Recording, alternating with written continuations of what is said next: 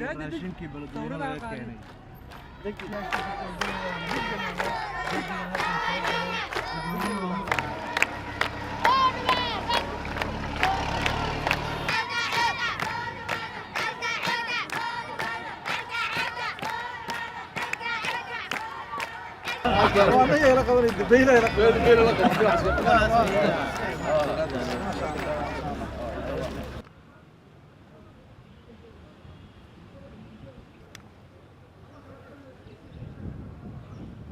We really appreciate the donation from the President Ismail Omar Guelleh,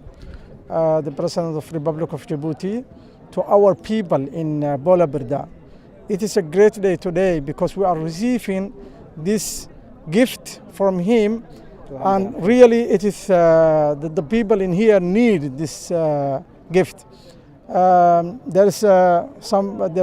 couple of ministers came here today, and also the officers from the AMISOM and from Djibouti Army,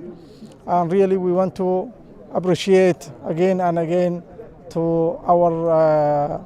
brothers in Djibouti, to our brothers in AMISOM in general, and we are really grateful to them.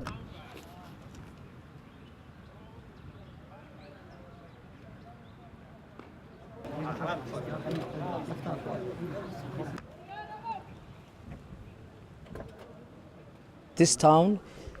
Bola Berda, it was the town sieged by the enemy, and AMISOM, with the help of the Somali National Army, escorted this food and broke the blockades, and it reached here this morning, and that is what is very important for the AMISOM. It is the mandate of the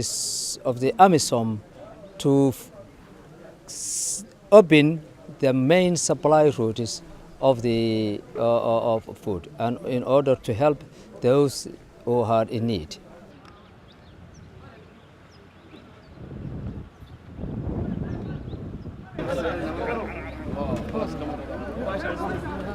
run ahaantii waxaan keenay waxa weeyaan waa 250 tan waana gargaar bini'aadantinimo oo ka kooban bariis iyo sokor iyo saliid iyo daqiiq waxaana loogu talagalay ilaa 30,000 oo qof inay maaragtaanay muddo bil ah ay hayso waxaana loo qaybin doonaa dadka Soomaaliyeed ee degan gobolka iyo magaalada Bola Berda maanta oo arinta dhibaatada leh wadanka ka jirta daraadeed gargaarkaas waxa aan leenahay wax weyn ayuu ka tari doonaa wax weyn buna ku soo biirin doonaa ummadda Soomaaliyeed.